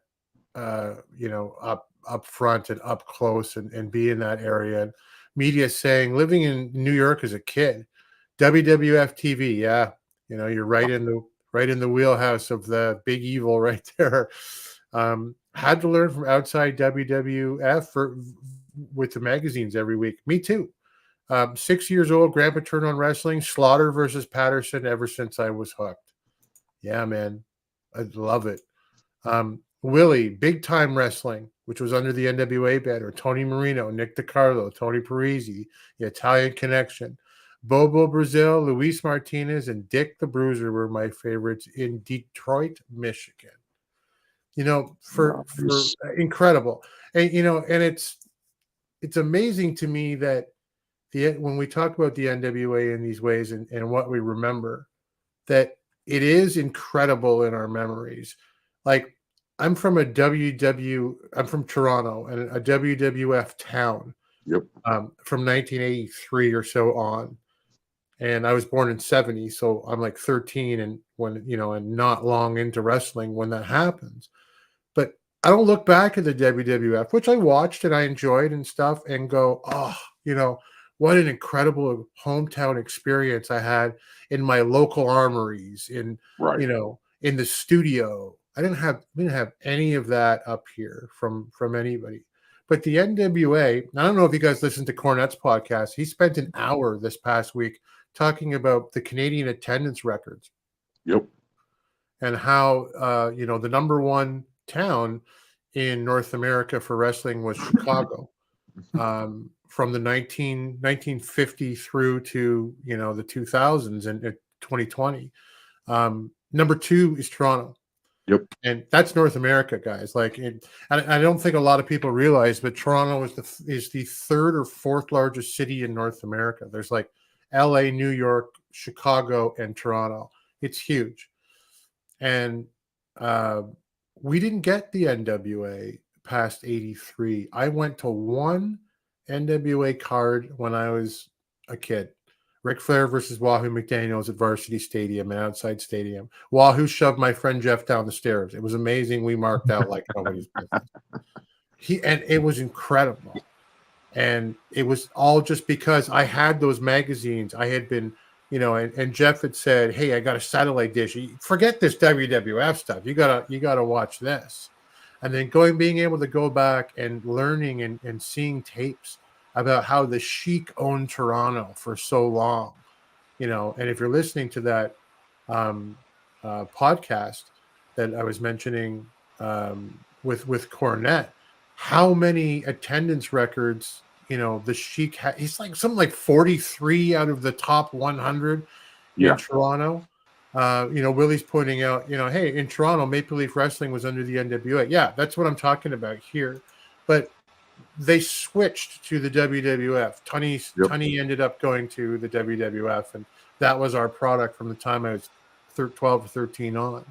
And Jack Tunney was our de facto authoritative figure in the WWF. He was, yeah. He was our president, Yeah. And it's a different experience for me because it was with the NWA. If I couldn't see it on Jeff's satellite, he wouldn't let me in the house that Saturday, or we didn't have tapes to trade. It was like, or the magazines weren't out. It was like, I wanted to know what was happening in this mysterious, cool, somehow more real promotion. And as, with the rise of technology and being able to, just getting older and being able to go places like, around from Toronto to Montreal and getting into some of these places, even after the territories had broken up, was just so much better to me than the nonsense the WWF had put in. And I have only, with the exception of Ric Flair defending the title against Wahoo McDaniel, I have only seen one NWA card as an adult, believe it, live and in living color. And that was Sabu defending and he was not champion long, defending the NWA World title at the Atlas Sports Complex in Toronto in a three-way dance with a couple of indie guys there. It was great, and I loved it. And my love of the NWA grew as an adult, and it just grew from being denied it, just geographically, that and we had it as a kid. I'll shut up because I want to go to you, Jeremy. But for me, the first match I ever saw, that's why I pulled this out. I have an Abdullah the Butcher and Bruiser Brody. We had a very kindly a woman who lived next door to us, very old grandma type, and she used to let my sister and I in for cookies or milk or whatever, and she loved wrestling. And All-Star Wrestling out of Vancouver or Montreal, and they'd bring in Abdullah. That's why I was smiling so big, Dave, when you mentioned the Butcher. And the first match I ever remember was like looking at the TV in that woman's smoke-filled living room with a cookie in my hand and seeing Abdul the Butcher stab Bruiser Brody in the head with a fork. And I don't know what it says about me, but I got hooked on the National Wrestling Alliance and the product that it was giving. I actually really want to take an opportunity in the weeks that follow to get the people in the chat one at a time, like maybe every week for a segment, we can bring someone on and say, this is what, we love so much about it. Jeremy, tell us about yours. Like, what's your home promotion? What's your favorite memory? So my home promotion was Jerry Jarrett out of Memphis. He would come through Evansville once a week on Wednesday loop. So I grew up on Memphis wrestling, and that was, I don't remember the first time that I went to a match, but my grandfather, I was the only grandson for 10 or 11 years. I was the only grandchild for 7 years. So I was very spoiled by my grandpa. He didn't have any sons. He had all daughters. So I got very spoiled by him, and he loved wrestling, and he passed that down to me. I don't think he loved it as much as I do now, but he definitely instilled that in me and sparked that flame in me by taking me to the shows. Somewhere my mother has pictures of Jerry the King Lawler, Bill Dundee, one of the Moondoggies, I think, carrying me around the ring on their shoulder, because we were always there in Wow. and my grandpa wasn't the biggest guy. He was 5'6" on a good day. So, and pretty much everyone in my family was on the short side. My mom's 5 foot tall. So for me, seeing these larger than life characters and talents whenever I was growing up, I never thought that I would get anywhere near that size. So for me, these guys were huge. Yeah. Compared to anybody that I was seeing in my life. And I remember seeing Andre once, and that is the most minuscule I've ever felt in my life. And I was a kid at that time. Yeah. And that still sticks with me. It just, that man's hand, he could have held me in his hand at some point, and it just, that's always stuck with me. I was always a fan of the heels growing up. I always gravitated towards the Roddy Pipers and the Ric Flairs, the Bill Dundees, just the dastardly, just grimy, I'll do whatever it takes to get this win type of talent. Roddy is probably my all-around all-time favorite, although Flair bounces around in there from time to time. But we went to the same high school, Piper and I. Huh? Piper and I went to the same high school. Lucky. Not at the same time. Not at the same time, but still, though, man, that's still really cool. Yeah. But then to get to see him on stuff like They Live, I'm here to chew bubble gum and kick ass, and I'm all out of bubble gum. Mm-hmm. That just, to see guys like that. And then what was the other, Rock and Wrestling, right? I think was the first one that I saw him in. And to see these guys, and then I gravitated away from wrestling in my teens because it had primarily gone to WWF in my area. Right. I don't think that they were putting on shows anymore at the Coliseum downtown, and that's where the mass majority of our wrestling shows went. With Jerry Jarrett was the Veterans Memorial Coliseum there in downtown Evansville, and it's still there. I believe that they're back to putting on matches there, but I'm not sure who it's under. Speaking of the Cornette podcast, he had brought up Evansville on this last podcast, and it's a book I've got to track down. I can't remember who he said it was. I'll have to go back and re-listen to it. But somebody's put out a book on the history of wrestling in Evansville, and they've been going through the different time periods of it. But Evansville was a hot town for wrestling whenever I was growing up, so I got really lucky in that aspect. And like I said, my grandfather was a fan of it, so he was able to. He was a mailman at the time, so he always had the evenings off. So I got to be around for a lot of that in those that smoke-filled Coliseum with the stench of stale beer and butted out cigarettes in the air, Yeah. And it wasn't a healthy environment by any means, but that stuff's burned in my memory now, like you said. I'll never forget that smell. I'll never forget the pop of the crowd whenever the Midnight Express or the Rock and Roll Express came in, and would come out.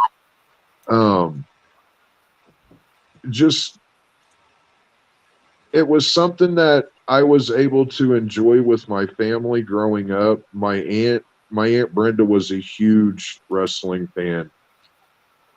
She would babysit me, and every time it was on, regardless of what I was doing, we would drop everything and we go park in front of the TV and watch TBS 605 on Saturday. So it was always something that was a part of my life growing up in different areas.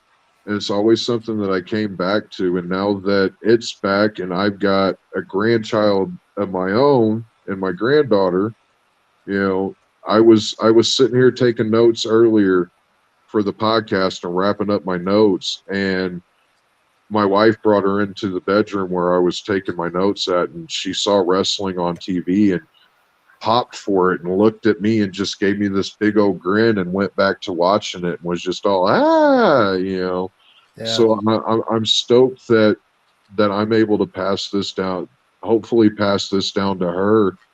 And this is something that in 45 years, she's sitting on whatever they call podcasts or whatever it is that they're doing, talking about her love of wrestling and how her grandfather got into it like mine did. And that's what it is. It's your grandfather got it down to you, and you'll get it down to your grandkid, so we hope. And when Cornette was talking about how, the territories changed and everything was kayfabe was broken, and we all know everything now, and the lightning's out of the bottle. And that's true. It's harder to watch. We watch it differently now than we used to. But what struck me just listening to you two guys and reading the guys in the chat as well, what's lost is that there aren't those armory cards that Dave saw anymore. That there isn't in Evansville a show that is getting put on a regular basis, because there's WWE and there's AEW and there's independents, and everyone should support independent wrestling wherever you can find it.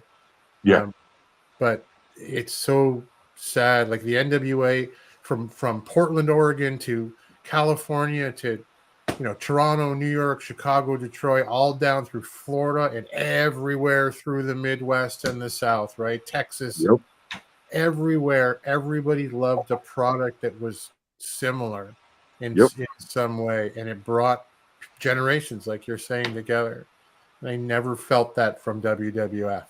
And like Dave was saying, the other thing was right Saturday mornings, right after cartoons went off at 10:30, 11 o'clock. I was sitting down in front of the TV and I was watching our Saturday morning broadcast of wrestling.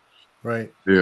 Just like every other friend that I knew, because as soon as that was over, we were outside talking about it. Doing what we're doing here right now. But we were having our own discussions about what we saw, and picking it apart, just like we do now. Yeah, can you believe Eddie Gilbert hit the King with the car? Can you believe that the Horsemen drove Dusty Rhodes on outside in the parking lot? Or I can't believe that D ran away from him. What a chicken shit. yeah. You The know? Road Warriors used that spike on Dusty's eye. Yep. It was amazing. Hey, just want to say to Jay, it's never too late to say Lasertron. I loved Lasertron. Oh man. What I did haven't you say thought there? about that in forever. Yeah, Hector Guerrero. Hector, yep. Yeah, there you go. And we were talking about faces and heels. That Willie loved Ricky Steamboat, Jay Youngblood, Magnum TA. He liked the faces. Yeah. I think I was pretty evenly mixed. Like I'd love the Hart Foundation as heels. But my first pro wrestling love, like the guy that I thought this guy's the shit, was Hulk Hogan. Believe it or not, I'm almost ashamed to say it, but he was. I thought he was. I thought he was amazing. I'm 9-10 years old. This guy's king of the world. That's funny because I thought he looked amazing. I thought he was amazing on the mic. I thought he was the shits in the ring. And then I go back and I watch his old New Japan stuff, and I'm like, why did we never get this guy? Yeah, Hogan in Japan. See, I'm freaking out already. I'm like Joe Galli at a pay-per-view. Hogan in Japan was amazing. That was good Lord. Yeah. I mean, amazing. Completely different product. Yeah. He was not doing that in North America, and yeah, I don't know, guys, but like Hulk Hogan for me, the first time Saturday night main event came on, and remember that theme song "Obsession" that they had, and they'd go right to the chorus as like Hogan kind of. Yep. Yeah. Anyway, WWF at the time, but there you go. We're NWA all day now. Listen, we could go on for hours, and I'm sure we will as time goes on, but hey, Jay loved Hogan. Rick Martel was in the AWA my number 2. He was great, man. He was really good. Martel was so good. Let's talk about let's do some. Well, we're going pretty long, but let's do it anyway. Let's go UWN results, Jeremy, and then we'll get to some fantasy booking. If you guys don't mind staying a little later tonight from Oliver Gavin and yeah, awesome. Over to you, my friend. I'll bust through these real quick. So we starting out with Memphis Wrestling, episode 83. We start out with Dustin Starr speaking with Tony Nese, the premier athlete. Nese is happy to be in Memphis for Memphis Wrestling, and now that he's here, he wants the Memphis Heritage title. This brings out Mike Anthony, and he's the premier athlete. He wants silence, putting it nicely. And he wants Tony Nese right now. All the title talk brings out number 1 contender Will Allday, who is also their premier athlete. And he's now waiting to see if Tony wins or Mike retains. He's ready to fight them both right now. Nese and Anthony agree to a triple threat match. The contract's getting drawn up, and we will see that next week. I want you to know, guys, that I am the premier athlete. Carry on. Okay. I'm the premier athlete. Uh-oh.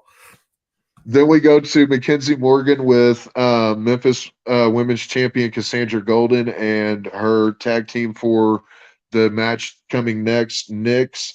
And they talk about their match with Shalance and Dangerous Diana Taylor, which we jump straight to. Immediately off the bat, Shalance and DDT aren't on the same page. This plays out throughout the match, and in the end, DDT drops off the ring apron as Shalance is going for a tag, grabs her mock Memphis Women's Championship belt that she is still carrying around for whatever reason, and walks to the back. This allows Nyx to, Shalance to take a pin from Cassandra Golden for the win. Sure, this is going to lead to something between Shalance and DDT down the road. Then we get Dustin Starr with Aaron Roberts' father former Memphis wrestler Big Red. He doesn't know who the person is that's aligned themselves with his son Aaron Roberts. He's not happy with it or the way that Aaron has been carrying himself lately. Then we get the hot shots with Coach Klein and Jason Dredd versus the LA Hustlers. There was a good amount of back and forth between both teams in the end, with a little ref distraction from Coach Klein and a well-placed pledge paddle from the back or across the back of the Hustler Diggs from Jason Dredd. The hot shots get the W. Dustin Starr gives Ref Ray Sanders the floor to explain his actions. He throws his Hollywood Click ref shirt in the trash. This brings out Colton Cage and Van Vicious, and they confront him and then attack him.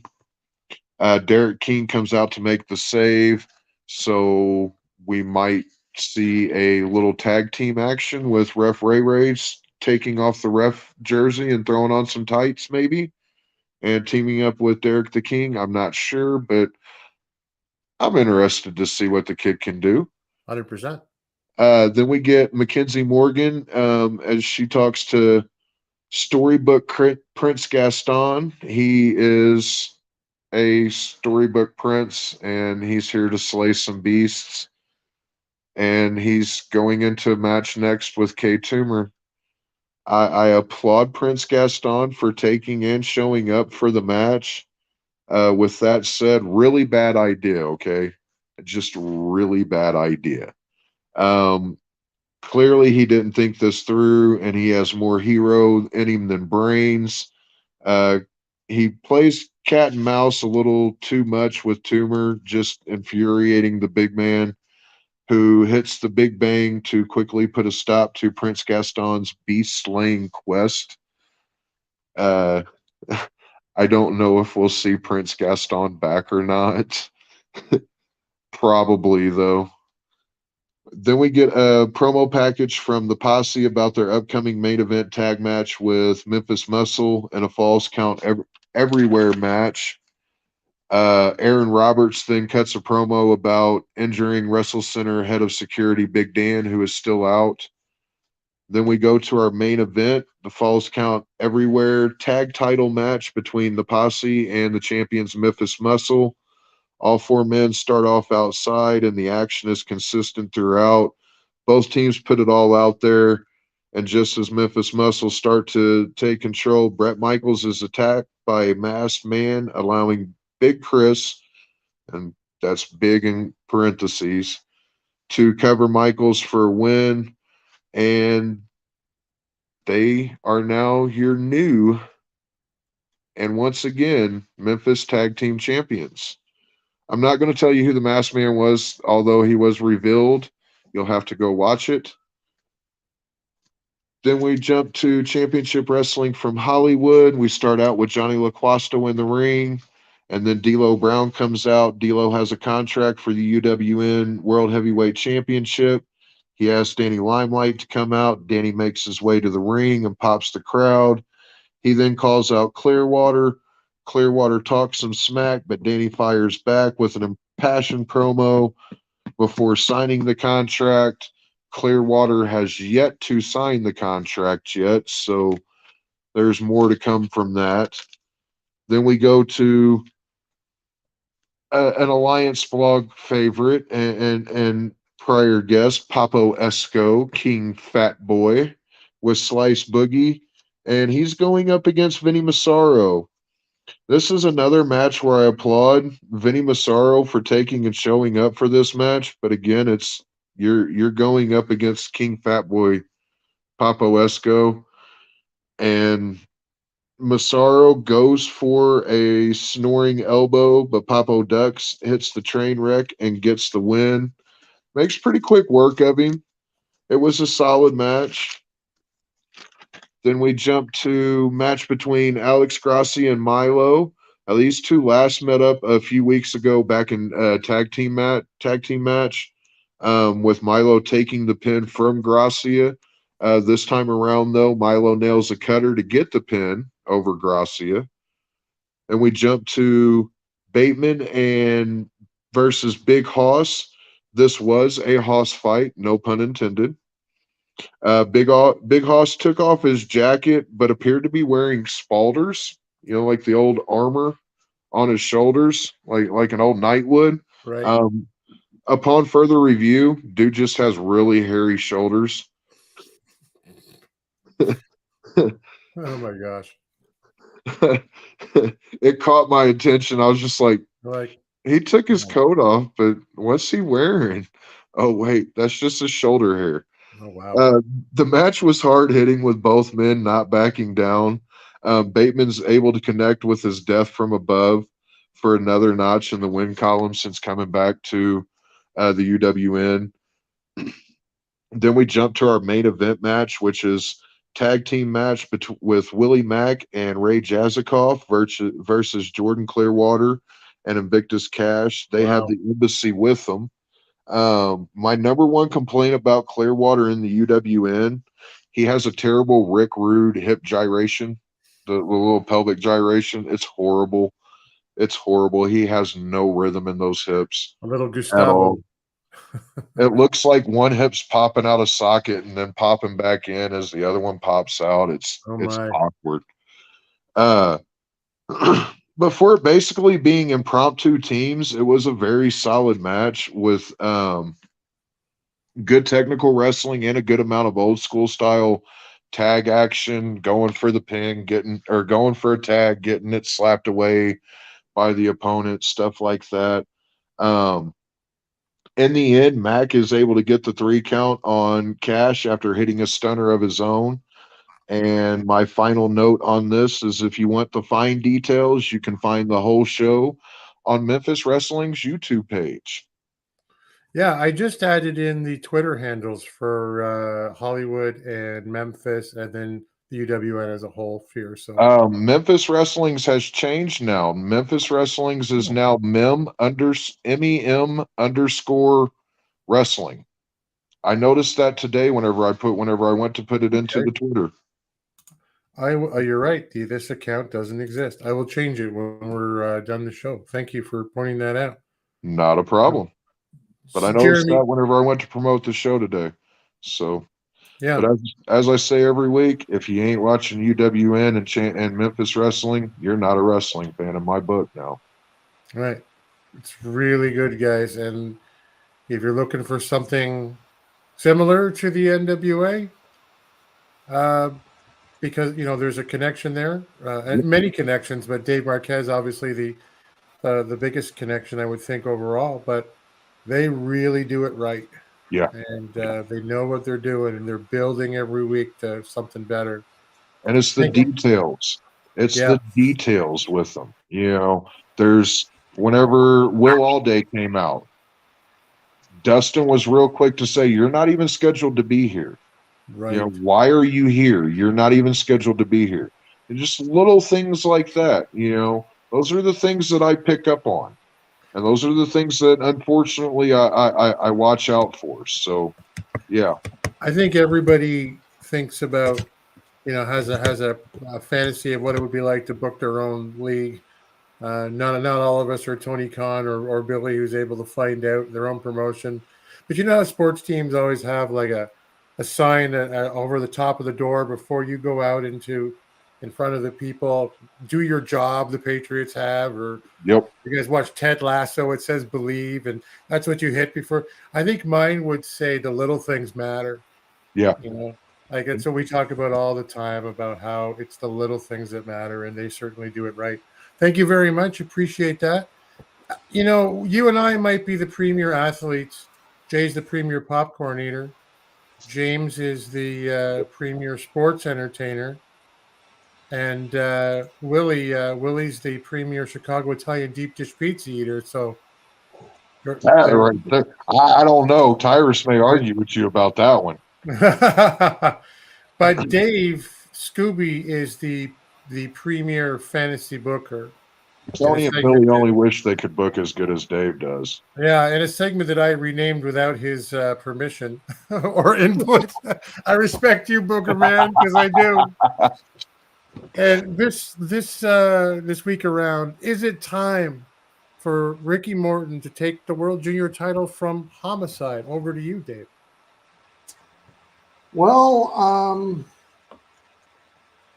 I'm not really sure. No, good night, everybody. Yeah, okay. It's either, depending on which way you want to go. Homicide's held the title since Crockett Cup. So he's currently at 213 days. By the time Hard Times 3 rolls around, it'll be 236. And I mean, that's a good chunk of time. If you look at who he's faced, he's basically beat everyone. Yeah. Except for Jay Spade, who won a chance to battle for the Junior Heavyweight Championship before it was decided who the actual winner was. He won a contendership to face the first title holder. So the strange thing is, Jay Spade is based out of New Orleans. Mm-hmm. He's booked on Sunday for the Battle Royal. So that gives him Sunday to make a confrontation of, hey, Kerry, before you go for the championship, you have to beat someone who is already going for the championship. This is me, quote unquote, fantasy booking. Homicide, he's held the title long enough that he's set a standard. If Homicide does lose to Kerry Morton, he'll have a rematch clause. But you also have Colby Carino, who's had his dealings with Kerry. You have PJ Hawks, second generation. You have Rhett Titus, who can always be thrown in there and pull a match out of anybody and make them look good. Caprice Coleman, and I put Mercurio in the junior heavyweight just to give him a path, give him a focus. He's a good wrestler. He's just lost in stupid storyline. Right. And like I said, Jay Spade won a shot at the title back in February on NWA USA. It was a four-way with Sal the Pal, Jamie Stanley, and C.W. Anderson. And like I said, I'd have Spade confront either Kerry before the match and have them have a match for the number one contendership before the match for the title. Now, they have the Battle Royal the next day, so Jay Spade, whether he wins or loses, he'd be featured on both days of the championship, or both days of the pay-per-views and the taping, plus he'd be inserted in a storyline as to whether, if Homicide keeps the belt, here's your number one contender. If Kerry wins the belt, hey, I'm the number one contender. Let me go for it. Right. Now, Ricky Morton, back in 2014, held the junior heavyweight title for 2 months. So if they do have Kerry win it, they're keeping up a legacy. I'd have,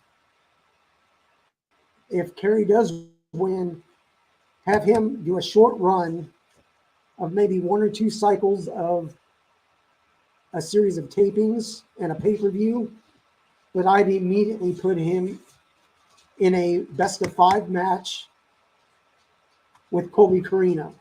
Oh, yeah. Not so much the levels of hate, but Right. just a best-of-5, and whoever comes out on top comes out on top. Now, Ricky being at ringside could either throw a wrench one way or the other, because Ricky, a couple weeks back, I believe, or it may have been longer, he and Homicide also had a match for the junior heavyweight. And he came out on the losing end. So if he goes for interference, who knows what'll happen. It could backfire, or Kerry could get the win with outside interference. But I mean, I still think if they're smart, they'll remind people of Jay Spade winning back in February. Yeah. And have him disrupt the match before it starts. Yeah. And just whether it be, I mean, he's already in the match on that Sunday for the taping, but have him involved in the pay-per-view. That whether whoever wins, he's the number one contender already. If he doesn't get the match before Kerry, he gets the match after the match Kerry's in. So, I mean, it's built in. And I mean, I don't know if it's quote unquote long story or long-term storytelling, but I do know that Jay Spade hasn't wrestled much. He's been involved with the Heels TV show. Yep. That he's involved with PJ and Luke's, in that he is doing stunt work and wrestling for the Heels TV show. So that may be a reason he hasn't wrestled as much. But being that they just finished up taping, yep, bring him on. Yeah, please. I think it's a real possibility that you've hit on here, and something that is really interesting. I'm not a big Kerry Morton guy, so if there's a run like you suggest, maybe it's a short one. I love that whole idea of like, hey, remember me? And the geography's right, and he's there. Yeah. So I think it's a home run, Dave. Another home run. Too. Awesome. Thank you so much for that. I always look forward to both your guys' segments every week. But that's gonna do it as our 60-minute podcast. Currently is 133 minutes and counting. Yeah. Yeah, we'll do better. And we won't, but here we are. Tell us where we can find you on social media, guys. You can find me only on Twitter at HJWOTS. Yeah, only on Twitter for Jeremy, guys. Yep. Dave, go ahead. You can find me over on Twitter and Instagram at Dave Scooby. And like I've said before, if you have any ideas for fantasy booking, let me know. If not, I'll just try to figure out something in this old brain of mine. Yeah. I am at NWA Gold _ on Twitter. It's probably going to change soon, but that's what it is right now. And most importantly, alliance-wrestling.com, our host, Jay Cal, over at the Alliance blog on Twitter. And what else? Let me go back to the banners here. Tomorrow night, 8 p.m. Eastern, 5 p.m. Pacific. Tune in for the Alliance Guys podcast. That's the originals. That's Jay Cal, that's DKM, and Jaden. They will be running down Power and talking about NWA news and Hard Times 3 coming up in November. Jay, of course, is always hosting, as he did yesterday, 5 p.m. Is it 5 p.m.? Yeah, 5 p.m. Yeah, it's the hour before Power, of course. 5 p.m. Eastern, 2 p.m. Pacific. I'm like, did I have this banner wrong for all this time? The pre-party with Jay Cal, the one that flagships the show. So please tune in for that.